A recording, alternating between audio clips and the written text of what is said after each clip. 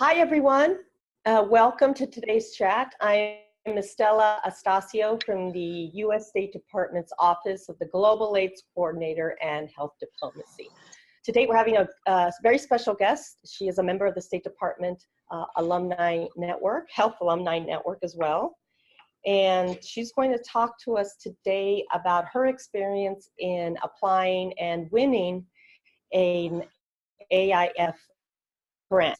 So this is a great opportunity for you to ask Monika some questions about how she went about the process to apply, and her to share some tips to help you and your team as you put on the final touches application. All right, following our conversations, we're going to open it up to questions for all of you, and you'll have a chance to raise your hand and we'll unmute you and we'll have a chance to ask questions, okay?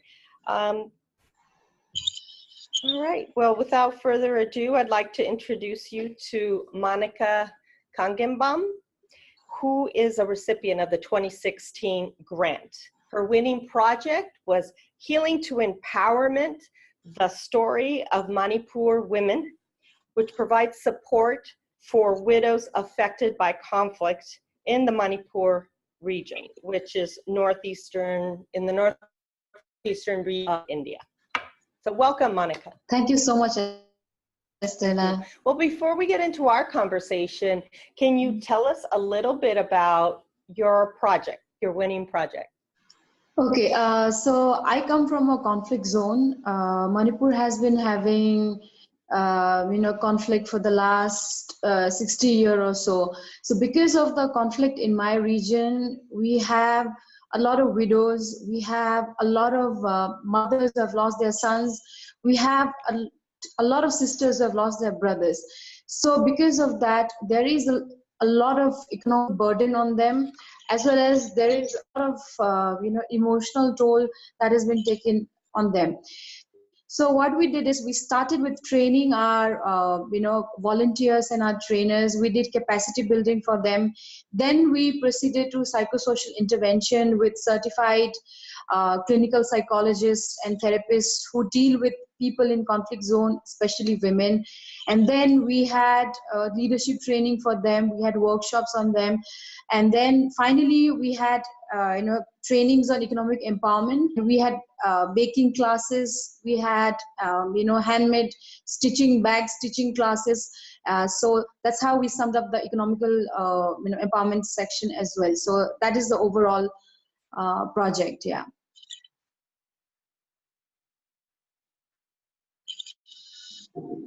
Okay.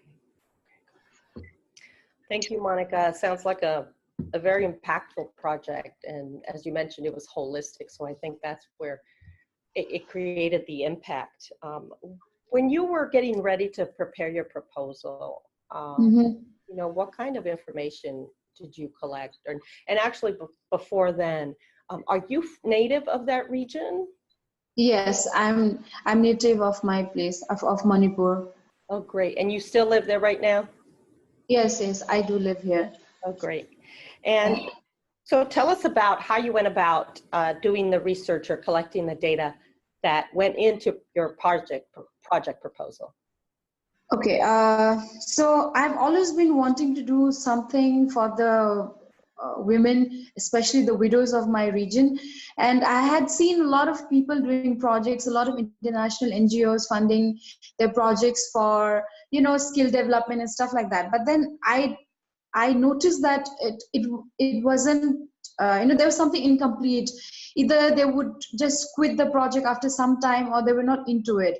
So it was then I realized that no one was talking about their mental health. No one was talking about, if they were happy or if they were, dealing with their trauma of losing their loved ones. So first thing that I did was, before the project started, way before applying, just when I heard that, AEIF was, about to start this fund, I went about and visited almost, every household. So I have 80 participants on my project. So I visited each of them. which sounds very tedious, but then it wasn't, because I targeted, like 6 to 7 households a day, and I finished it in about 2 weeks. I finished visiting them, and that's where I collected certain data. I collected what were their needs. So as in when I was talking to them, it was then I realized that they needed a very holistic approach, a very holistic component to this project, where they wanted psychosocial intervention, and also they wanted some skill training. So that is how my initial background research also helped me shape my own project. Okay, well, congratulations. Now, in talking with them, were they all 85? Were they all from like the same ethnic group, or did you have any issues with any language? So we have more than 33 ethnic groups in my state. So it's a very small state with just 2.7 billion people, but we have 2.7 billion is very small for India. We have 33 indigenous tribal groups who are in conflict with each other. But with this project, I did not have any particular issues, because they all had a shared issue. They all had a shared trauma. So they were more, I think, united that ways rather than having issues, because they understood each other's problems so well. They understood how was it to lose someone in the family, that too, being murdered by the state forces unfairly. So they all had that similar, they all had that sense of solidarity among themselves. And language wasn't an issue. So there are 33 dialects, but one of the main languages here is Manipuri, which is like the common communication language. So that ways I did not face any language issue. Great, thank you. Just going back to the beginnings of your project, you mentioned that you got to know women doing a different project, work. But was this particular program based on anything you've done before like this? No, this was completely new for me, because earlier it was on the legal redressal mechanism. I was helping them getting legal aid, go to the court, helping them with the case, but there was nothing to do with their mental health or to do with economic empowerment or training as such. Oh, great. So talk to us about the team. How did you find your team members? Because this grant, unlike others, this gives you an opportunity to join with other team members to apply.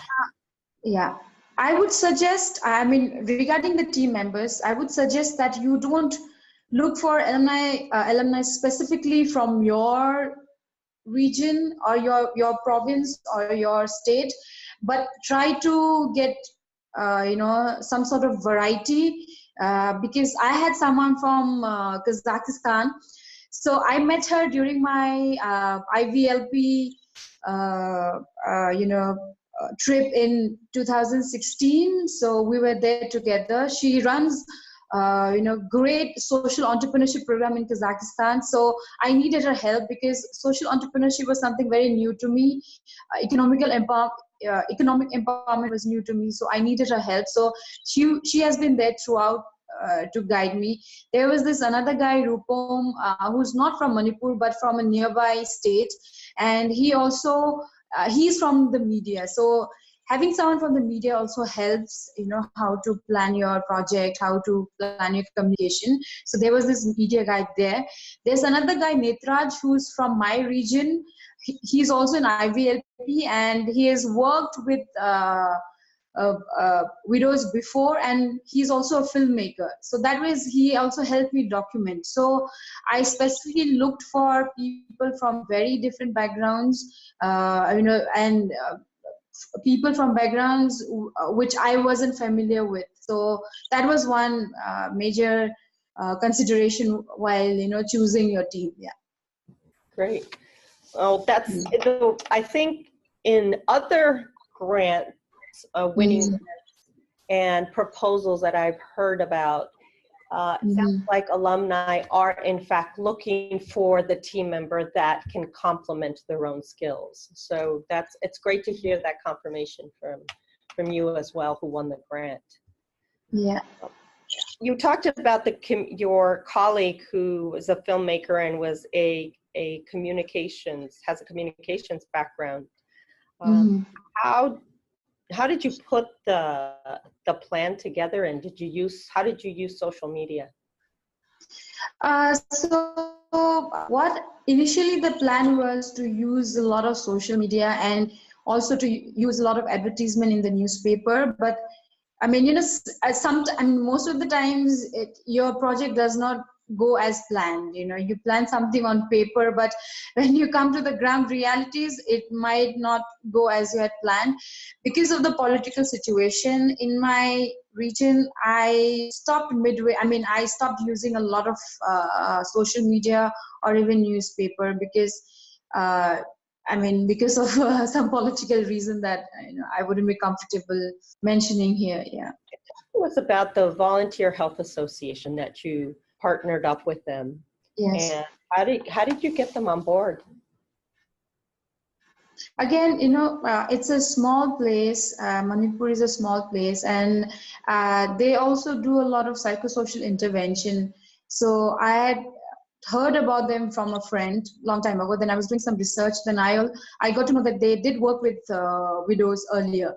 So I thought it was important to have a senior like older organization. They're like a very established NGO in Manipur. So it was important to have them and their guidance. So that is how I plan to have them as one of our major partner organizations. Now, where are you with the project right now? So the project is over right now, but then we have taken it forward. We have come up with a bakery. We've started our own bakery now. And so there are some other women who are developing their handicraft and handloom project, and that's how we're trying to sustain ourselves. And then what we have done is we have created a small fund out of the bakery items that we sell. It's a very small project as of now, but we're planning to scale it up in the next 6 to 7 months. I mean, we have some plans. So right now we're trying to get some funding and trying to use the same model for more widows whom we couldn't target last year. So we are doing the research now. We're trying to gather some more widows and people affected. We are now even trying to broaden the spectrum, because after our project got over, we got a lot of emails and a lot of phone calls from people who wanted same psychosocial intervention for minor girls who were rape victims, then women who were victims of domestic violence. So we are trying to broaden our spectrum as well, not just limiting to widows of conflict zone, but also to other women who need psychosocial intervention, who are very marginalized, who are very vulnerable, and who are victims of various kinds of abuse. That's great. Do you feel like you have the capacity to build those services, or what kind of resources do you think you need? So right now, I have my space. I am sponsoring my space for free. And then what I need is, I have some experts, people who have been working, with women who are victims of domestic violence.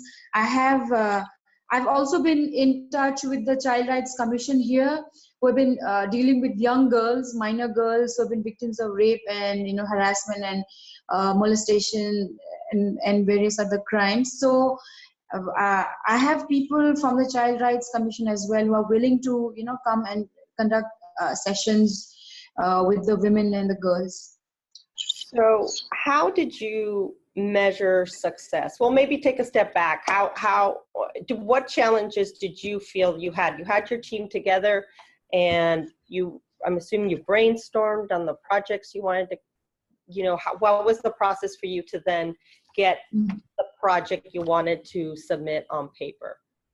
You know, when we are dealing with women who are sole bread earners of their families, one of the biggest problem is their, you know, ability to participate on a regular basis.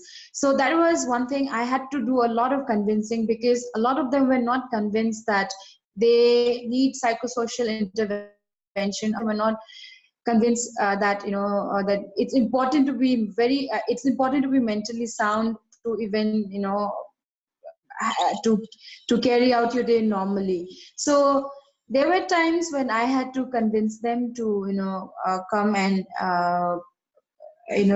join the meetings and the sessions. And also I forgot, a few months, I think a year ago, India had this demonetization where our currencies were changed. So because of that, I couldn't get funds for almost 6 months, and I had written letters to the embassy telling about myself. And we also had an economic blockade because it's a conflict zone. We have lots of, you know, strikes. We have lots of protests on the streets. We have lots of political issues, which you know, the normal functioning of the state gets hampered. So I did have a lot of political, you know, issues in between, but we sort of navigated. Somehow we managed to navigate through those problems. Great. Could you just repeat the second part of the questions? I lost the thread. Is in approaching the application process. So it sounds like you knew what the challenges were, and so you are trying to gain the trust. So then when you got to the grant writing process, what were your first few steps? So what do you think is most important for some of our participants to know right now? What are the few things that you think were very important to include that would change our minds? Okay, I'll start with the technical part first. Number one, one thing that I really want everyone to keep in mind is never submit your application on the last day, because the alumni website will hang. It's going to hang and you're going to be so frustrated.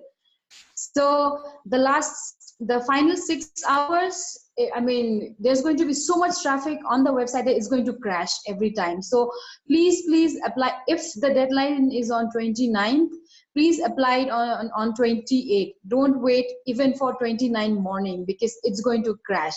And I mean, that's devastating to know. But I somehow managed, because I have submitted on the second last day, but because I was trying to refresh and see, you know, I mean, if it's there on the website, I couldn't refresh it because there were so many users, you know, using the same website simultaneously. So please apply it on 28 itself.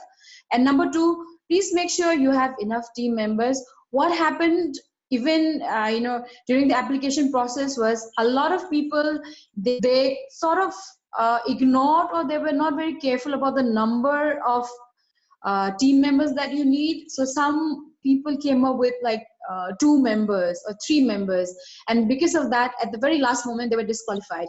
You can still you know, send in your application, but you will only get to know that it's disqualified because you don't have enough members only at, you know, after the application is through. So I think that's, you know, a waste of your energy and, you know, and of your effort. So please make sure that you already have, number one, you know, the team members on board already. And another thing is, the team members need to sign up on the website. They have to be members of the AEIF page.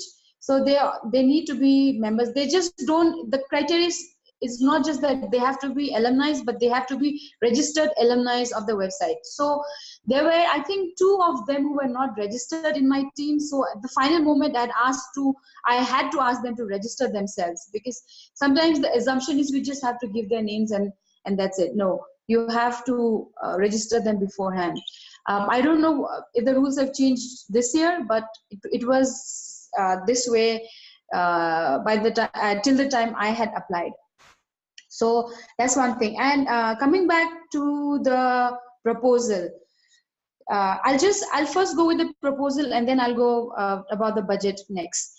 First, for the proposal, please be very, very specific about your challenge. And it would be really nice if you can address to, if your project is going to benefit to a larger crowd, that would be really nice. And second, it would be really nice if it's region specific, if it's from the region where you currently live and work. This is one thing that I think the alumni office, they would really appreciate that. And also be very specific about the benefit this project is going to give to your community. Don't be vague. I was very clear about my project that there is a training component, then there's a psychosocial intervention, then there's a leadership training, and then there's economic empowerment. So I had 4 components. Yes, I did elaborate that, but those 4 components were very, very specific in my case. So you have to be very specific about that. And and then when you write down, there is a section where they ask about the beneficiaries. I had given them numbers. I was not vague. I did not say, oh, it's going to benefit the women of my region or the children. I gave them numbers. I said it's going to benefit 80 to 85 women and plus their children and plus the families and the community overall. So I gave them a particular number. So I think it was around 5,000 people. So be very specific about the number of the beneficiaries as well. And that's about the proposal. You have to be very, very specific about the issue you're targeting. And if I would suggest you target one issue or one group. Do not try to have lots of issues like, maybe getting education and then getting women empowerment all at the same, unless they're seamless, unless it's effortless. There's going to be a lot of travel, miscellaneous travel, cost that's going to come. So be very clear about, all your small budgets. And when you are giving a budget, please don't include big equipments. I think they're going to be really put off if you're going to put, oh, I'm going to buy a printer, or if I'm going to buy a laptop for this project. Anything that is like expensive and big, do not put in your budget because they just might not approve of it. And even if, say, you need a printer, okay, if you say you have to have a printer, then maybe specify what you're going to do with the printer next. Are you going to still use it? Are you going to give it back to your embassy? Maybe, I don't know. So be very specific and do not, make big budgets on equipments. And also try to break down your budget as much as you can, like every single dollar. I broke down every single dollar, even, something that was $30, anything, if it needs. So don't be vague about, say, meals. I'll just give an example. Don't say meals, say $100. Be very specific. Maybe drinks, an apple with that, and maybe a sandwich. So be very specific about your of the budget.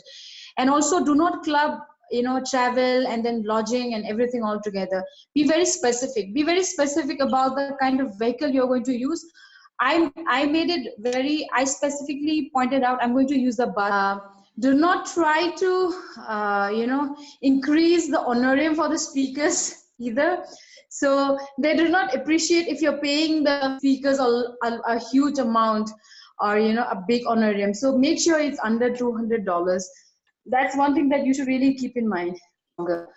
If you put most of the burden to AEIF and the department, it's not going to make a very strong proposal. So if you mention specifically about your cost sharing and also the kind of services that you're going to give in kind. For example, if you have an organization or if you run a business or an NGO, if you can specify, oh, I'm going to rent out my space, or I'm going to give my, maybe my office car for free.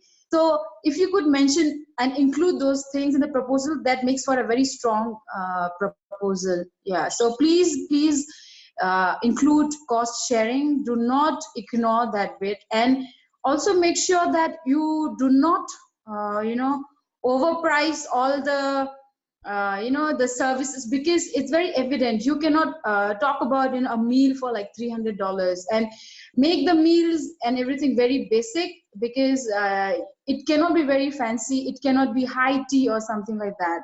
It's something that is just very basic. So please keep those things in mind to have a very impressive budget. Now we're going to go to questions from folks. Yeah. I see one person. Can you hit your button that says raise hand? My question is how to have a good outcome of a project. If you want a good outcome of the project, please stick to your plan. A lot of the times the tendency is to divert from the plan because few things won't work out, and you would want to make adjustment with the budget and the the project timeline. Please do not do that. Please stick to the budget. That's one thing. And just stick to the timeline. And also you would also have some people even from the team who are leaving the project. So do not hesitate to find help from other alumni from your country or from your province, because that's like a great help. And also do not hesitate to get on board with other NGOs and other organizations who are doing similar work in that field. So I think that ways you can really not control, but ways you can be confident that you're going to have a good outcome of the project. Can you explain a little bit more about the budget justification, how much detail you have to put in there, or tips for that? As I said, when you're writing your budget, I would suggest you break down anything that is even above $100. If you could break down the budget as much as you can, and so you have the venue, you have the promotional item, you have meals and beverages, you have bigger sections. So try also to make as much as subsections as you can. Even when so for my venue, I had a psychosocial therapy component, I had awareness program in different in 4 districts, I had a workshop, 3-day residential workshop component. So even with the venue, please break it down as much as you can. Venue is going to cost you a lot. Venue and if you're hiring hotels or if you're hiring big buses, so please break it down. For example, when it comes to bus, I specifically mentioned that I need this bus for 45 people to and fro. So you mentioned how many people are going to go in that bus. So that's how much of detailing that needs to be done. So be as much detailed as you can, like the number of people and also the number of meals you're going to give, the number of times you're going to serve the meal, what are the items in the meals, even if it's just packaged drinking water, be very specific, it's packaged drinking water. Does anyone else have any questions? I see, is it Catherine? Do you have any questions? Yes, here we go. Catherine. Hi, my name is Catherine. I'm from Honduras. I'm a Wildlife Fellow 2017. Thanks for the opportunity. It's been a lot of knowledge and information sharing. And my question will be, for instance, you mentioned social media to do the breakdown for specific areas to use radio, other printed media. But when it comes to like social media, kind of like Instagram and other, how will you break down that into a budget? Again, as I said, it depends on the project. So I mean, do you mind just briefly telling me about your project so that I could get a sense how you're trying to use Instagram for that? Okay, I'm currently working with other wildlife fellows as well, and we are kind of like the newbie. We say that we've only been 2 years participating with this program. It's only been 19 from that have been benefited to it, but our the members that we have here within our country are over 1,000. So we Wow. want to share that information with them. People that have been becoming a member or have been applying for the fellowship. So we're trying to establish a mentorship program to the social media and also to the, like an app. Okay, to okay. technologies. Okay, so I assume that your audience is a very young audience, right? I mean, they're like pre-teens, late teens, and early 20s, like that, right? Yes. If you're dealing with a very young crowd, I think yes, you could invest. I would suggest you try to keep your communication costing little lower and focus more on the physical project that you would be doing on the ground. I will definitely look into that. Okay, okay. Yeah, we have one more question. We're almost out of time. So we have a question from George Carey. If anybody else is going to have a question, do raise your hand now. You're on. Okay, thank you for all the insight. I have one more question. It's about your research that you did before your project. Did you include some of those statistics when you were doing your proposal? For example, you could just mention that you did prior research and found out that the women wanted to have empowerment in this, and that. Did you mention it in the project you submitted to AEIF? No, I don't think I mentioned it in my proposal as such, because that was not a very concrete, research or survey per se. It was something because I knew them. I just went to them and I just asked around, what would they need, because that wasn't a very, like a very detailed or a very nicely done survey. So I did not mention that, but later I did elaborate on their need, but it was not connected to the survey that I did. But if you want, I think you could do that, because that would be impressive if you could mention that you have already, sort of done a bit of survey. But also, do not give this impression that this is a project, it's a project that you have been doing for so many years, and then you're just using the AEI fund to enhance it. So be specific, be careful of the fact that this is a brand new project that you are doing, and this is very fresh and this is very innovative. So that was one thing I was little worried about, so I did not mention it, actually, I think. Okay. Yeah. Okay, thank you. Great, thank you. We have a question from Ruby. Okay, sure. Hello. Yes. Hello. Thank you for your presentation. I've learned a lot from it. I want to find out about the partners you invited to join you. What if, so does that mean that they all have to be alumni of an exchange program? Oh, yes. I mean, I think it is there in the AEIF criteria. I also forgot to add, I did go through a lot of the projects from the last 4 or 5 years. I screened all the projects, and I was trying to study the pattern, and I studied the winning projects, and from there I also got a lot of ideas how to do my budgeting and how to write my proposal, because they were very detailed. When I went through a lot of the projects from the previous years, they were very meticulously done. So that was one observation I had myself. So if you could please go through all the projects from the previous years, it's very, very helpful. Okay, thank you. Welcome, all the best. You were mentioning going to look at past projects. Because health is a new component, everyone, because health is a defined new category, health, science, technology, innovation. Yeah.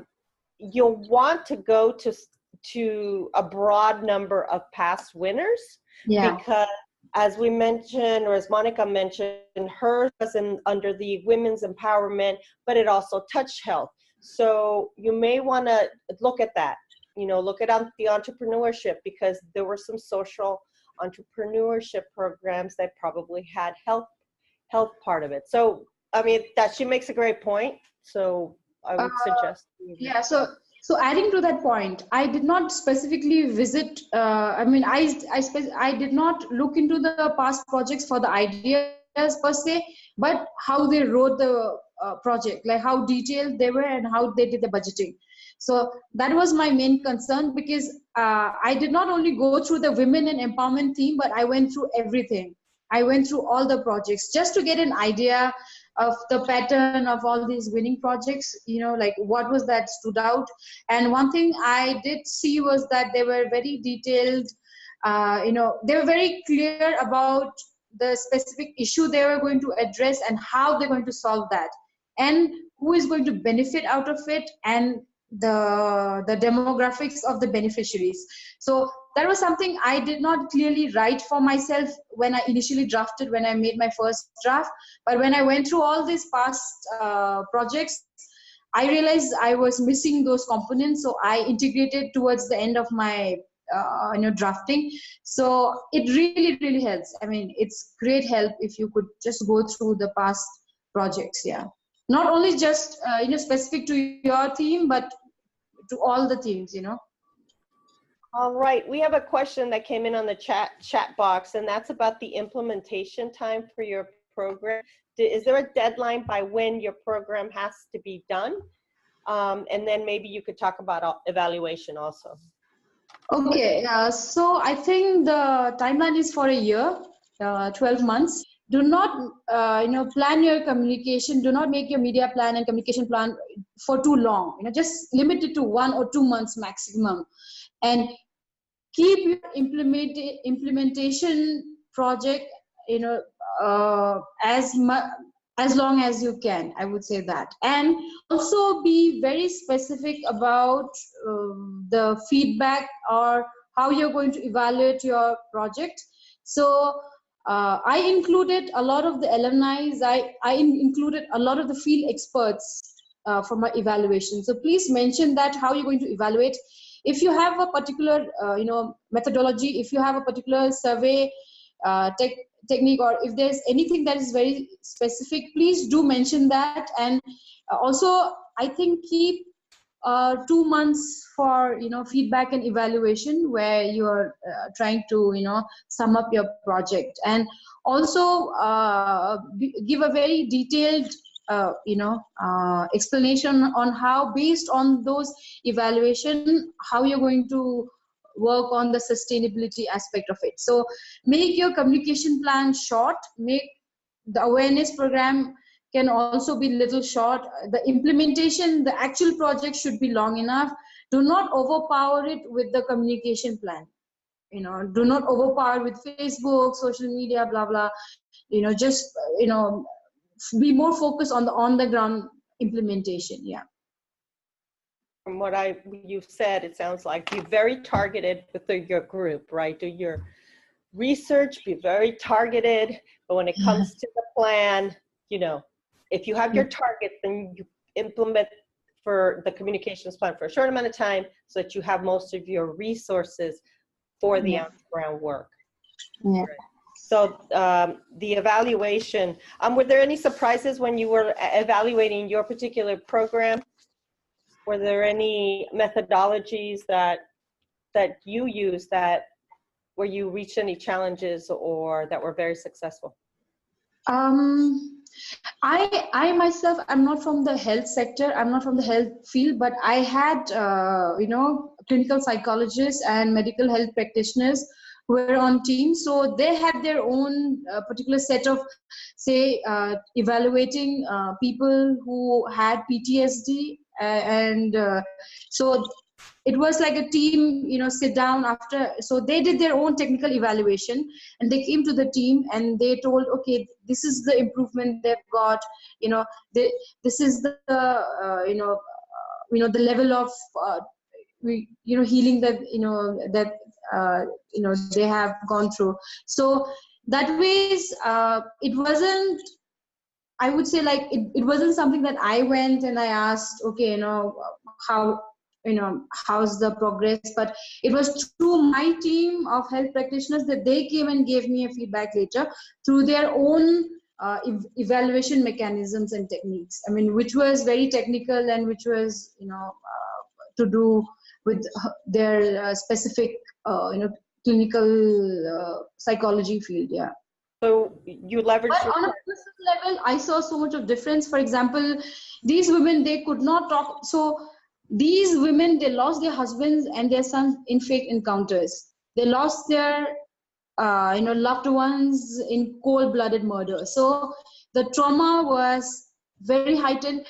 Because of the political climate here, we have so much of protest. So when someone is killed in a fake encounter, a lot of the times the families don't take their bodies. They protest and they say, unless you bring out the culprits, we're not going to take the bodies. So the bodies in the morgue, it's like rotting, so there's so many issues. So what happens is, some of them have traumas, like they cannot, look at white clothes, because it brings certain memories, certain traumatic memory.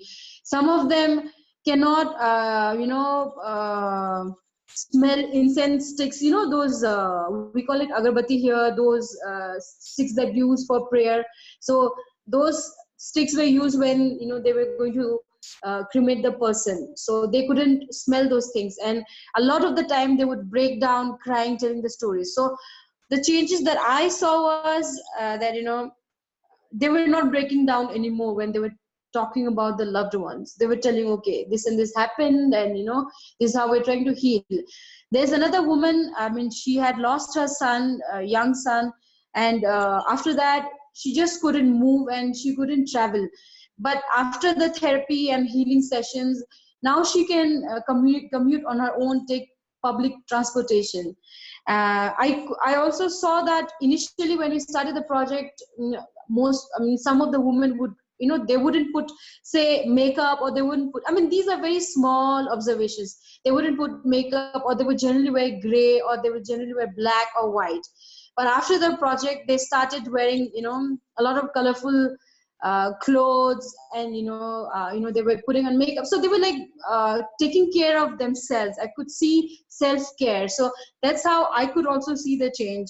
Now, there were women who were talking about a second marriage. We were talking about, because a widow getting married second time is a big taboo in Manipur. Women don't do that. Here, because the society looks down, looks down upon them. So we were having those conversations. So that was indicative of the fact that they were getting over that trauma gradually, if not completely, but they were getting over it, and we could see that healing happening, through these small things, like being able to commute on their own, wearing brighter clothes. So these were like small observations. So I think that would be like my way of evaluating the project. Yeah. Thank you. Well, Monika, we want to thank you for joining us today and giving us. Thank you for having me. Thank you. I know it's late there, so we wish you a very good night, and we want to thank everyone who called in from the Health Alumni Network. Best of luck in finishing your projects and getting them in by the 29th. And as Monika suggested, getting it on the 28th. By 28th. The website is going to crash. I'm telling you, it's going to crash. So please apply it by 28th. Do not wait for the last moment. The last 6 to 7 hours is going to be really hectic for the website. So it's going to crash. So that's one suggestion I would like to give, because after all the hard work, we wouldn't want it to go waste like that. So please apply tomorrow itself if you could. Okay, there you have it. Words of wisdom from the expert. All the best, everyone. I hope all of you win. And if you win, please do let me know. I would be so glad to know that you guys won. Everyone, please win. Please win and do amazing things. And even if you don't win, just keep on doing the amazing work. And if you need help with grants or proposal writing, though I'm not an expert, I'm still, available to help you out. All the best. I will. Well, thank you very much. Thank for all the participants. We're going to this is being recorded right now. So as soon as it's available, we will post it to our Facebook page. And we will send a link out for those of you who are not on our Facebook page, but are on our listserv.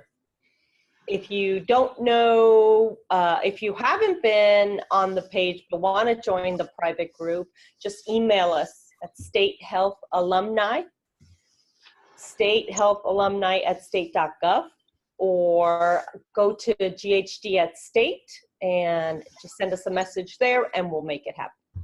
All right, thank you everyone, and good luck and have a great rest of your week.